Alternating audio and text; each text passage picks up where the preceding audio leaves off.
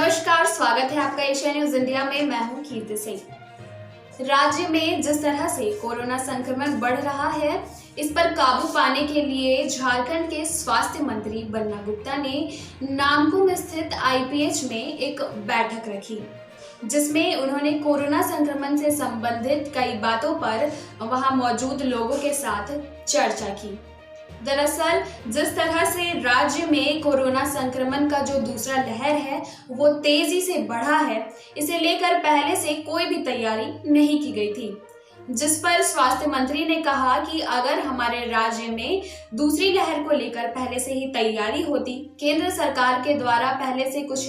नियम तैयार कर दिए गए होते, तो अब तक जो केसेस बढ़ रहे हैं, केसेस की बढ़ोतरी हो रही है, शायद ऐसा नहीं होता। ऐसे में उन्होंने कहा है कि बाकी जितने अस्पतालों में अभी जो संक्रमित है उनकी अच्छी तरीके से देखरेख की जाए, जिस पर स्वास्थ्य मंत्री बन्ना गुप्ता ने कहा कि मैंने खुद ही अपनी नजर बनाई हुई है। इसके बाद उन्होंने कहा कि अभी जो दूसरा लहर है, इस वक्त देश और झारखंड राज्य में तमाम लोगों को, जितने भी बड़े लोग हैं, चाहे वो 18 से ऊपर के लोग हो या फिर 44 से ऊपर एज के लोग हो, सभी को टीकाकरण धीरे धीरे सभी का टीकाकरण हो रहा है और जितनी जल्दी टीकाकरण होगा लोग उतने स्वस्थ होंगे। संभावना जताई जा रही है कि जिस तरह से टीकाकरण हो रहा है, लोगों में बेहतरी हो रही है, लोगों के जो स्वास्थ्य संबंधित जो प्रॉब्लम्स है उसमें सुधार आ रहे हैं, इसलिए इसे तेजी से बढ़ाया जा रहा है। अब राज्य में भी 18 वर्ष से अधिक के लोगों में टीकाकरण शुरू हो गया है।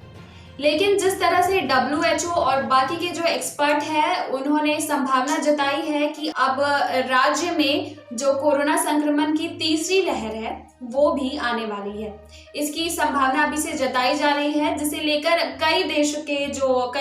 देशों या फिर राज्यों की बात करें, भारत देश के राज्यों में कई मुख्यमंत्री ने इसकी तैयारी शुरू कर दी है।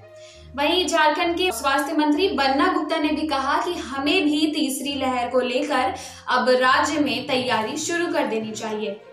इस पर कल बैठक में समीक्षा की गई और स्वास्थ्य मंत्री ने कहा कि जो बच्चे हैं उनके लिए ज्यादा से ज्यादा बेड की सुविधाएं बढ़ाई जाए। साथ ही उन्होंने शिशु रोग विशेषज्ञों से बात कर पूछा कि जब बच्चों में ये संक्रमण फैलेगा तो उन्हें किस तरह की सुविधा दिलाई जाए और कैसे उनके लिए अच्छी से अच्छे उपकरण उपस्थित करवाए जाए, जिसे लेकर अब राज्यों में बच्चों के लिए वार्ड बनवाए जा रहे हैं और ऑक्सीजन और वेंटिलेटर की कमी ना हो, इसे भी ध्यान में रखा जा रहा है।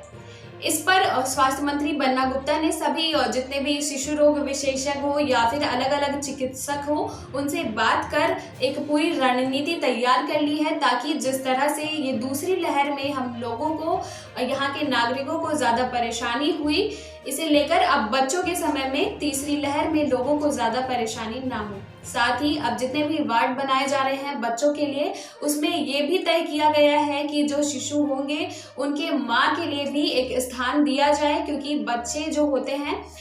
14 साल से कम उम्र के बच्चों पर इस संक्रमण का ज़्यादा खतरा देखने को मिल रहा है। तो अब इससे संबंधित जितने भी चीज़ होंगे उन्हें ध्यान में रखकर अब आगे की कार्रवाई की जाएगी। बाकी की तमाम जानकारियों के लिए जुड़े रहे एशिया न्यूज इंडिया के साथ। रांची।